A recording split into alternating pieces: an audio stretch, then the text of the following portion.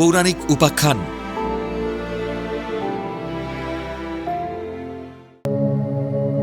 ভস্মাসুর কে ছিলেন, কিভাবে তিনি ভস্ম হলেন? হিন্দু পৌরাণিক কাহিনী অনুসারে ভস্মাসুর ছিলেন একজন অত্যন্ত শক্তিশালী অসুর বা রাক্ষস, যিনি কঠোর তপস্যা করে ভগবান শিবের কাছ থেকে বর পেয়েছিলেন যে তিনি যার মাথায় হাত রাখবেন সেই ব্যক্তি সঙ্গে সঙ্গে ছাই বা ভস্ম হয়ে যাবে। এই ক্ষমতার অপব্যবহার করতে গিয়ে সে নিজেই নিজের ধ্বংসের কারণ হয়। পৌরাণিক কাহিনী অনুসারে ভস্মাসুর ভগবান শিবের শরীর থেকে ঝরে পড়া ভস্ম ও ধূলিকণা থেকে জন্মগ্রহণ করেছিলেন। তবে তার জন্মের চেয়ে তার প্রাপ্ত বরের শক্তি এবং মৃত্যুর কাহিনীটি বেশি প্রচলিত। ভস্মাসুরের কাহিনী কি? জন্মের পর থেকেই শিব হল তার ঈশ্বর। শিবকে কেন্দ্র করে শুরু হয় তার কঠোর তপস্যা। কালক্রমে ভস্মাসুর শিবের একনিষ্ঠ ভক্ত হয়ে ওঠেন।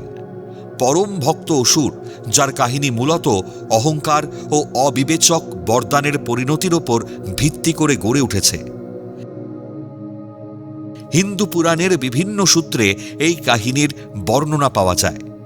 ভস্মাসুর ভগবান শিবের কঠোর তপস্যা করে তাকে সন্তুষ্ট করেন।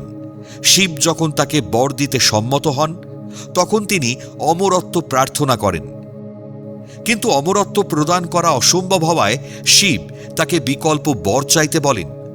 তখন তিনি বর চাইলেন, তিনি যার মাথায় হাত দেবেন সেই মুহূর্তেই যেন সে ভস্মে পরিণত হয়। সরল মনে ভোলানাথ তথাস্তু বলে। বর পাওয়ার পরেই অহংকারী হয়ে ভস্মাসুর সেই ক্ষমতার পরীক্ষা করার জন্য উদ্যত হলেন। ভস্মাসুরের মনে কুপ্রবৃত্তি জাগে এবং তিনি সেই বরের শক্তির কার্যকারিতা পরীক্ষা করার জন্য খোদ শিবের মাথায় হাত দিতে উদ্যত হন। নিজের দেওয়া বরের কারণে শিব বিপদে পড়েন এবং প্রাণ বাঁচাতে কৈলাস থেকে পলায়ন করেন। নিরুপায় হয়ে শিব তখন বিষ্ণুর সাহায্য প্রার্থনা করেন।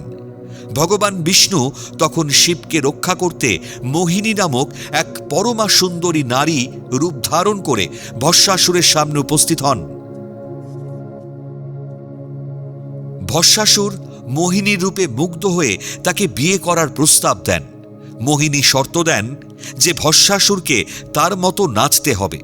নাচের মুদ্রায় মোহিনী নিজের মাথায় হাত দিলে ভস্মাসুরও মোহিনীকে অনুকরণ করতে গিয়ে নিজেই নিজের মাথায় হাত দিয়ে ফেলেন এবং শিবের বরের প্রভাবে সাথে সাথে ভস্ম হয়ে যান।